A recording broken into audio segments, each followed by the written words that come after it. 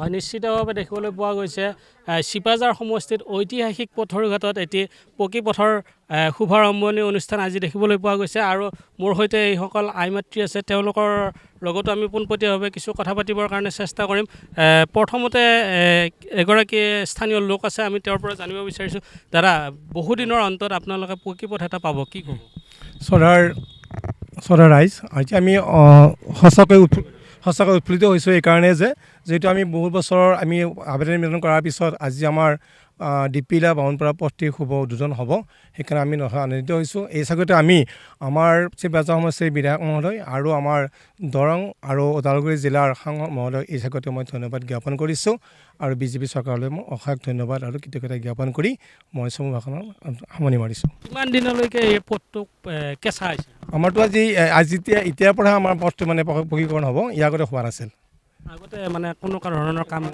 চেন cable হৈছিল আমাৰ যোৱা বছৰ চেন কেবল পেলাই দিলে খুব বোকা হোৱাৰ কাৰণে কিন্তু এতিয়া কিন্তু সম্পূৰ্ণ ভাল হ'ব বুলি আশা কৰিছোঁ আমি হয় আন এগৰাকী লোক আছে আমি তেওঁৰ পৰাও জানিব বিচাৰিছোঁ কি ক'ব দাদা বহুত দিনৰ অন্তত এই স্থানীয় লোকসকলে এটা ভাল খবৰ পাইছে আচলতে মই অতিকে আনন্দিত হৈছোঁ এইটো কাৰণতেই এই শিপাজাৰ সমষ্টিৰ এই পথটি হৈছে এটা ত্ৰিবেণী সংগম আমাৰ খাজডিপিলা গাঁও কেন্দুগুৰি গাঁও আৰু গোৱালপাৰা গাঁও এই তিনিখন গাঁৱৰ এটা সংগমস্থলী কিন্তু এই পথটি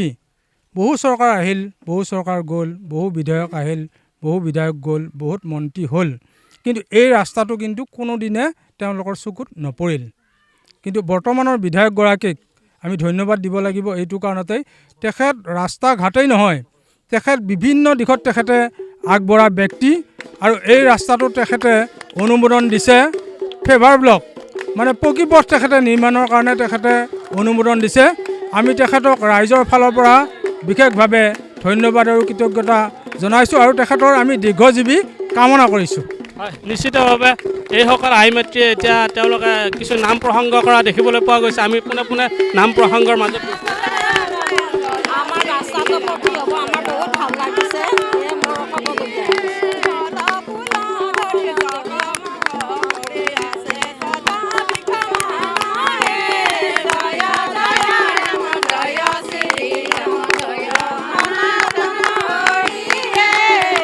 প্ৰসংগৰ মাজতে আমি কিছু কথা পাতিবৰ কাৰণে চেষ্টা কৰিম আপোনালোকৰ মনৰ অনুভৱ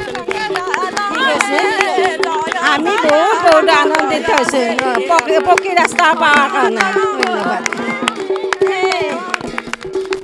হয় এইদৰে এইসকল লোকে আজি এই শুভাৰম্ভণি অনুষ্ঠানত এনেদৰে নাম প্ৰসংগৰ লগতে উৎফুল্লিত হৈ পৰিছে এই অঞ্চলবাসীৰ ৰাইজ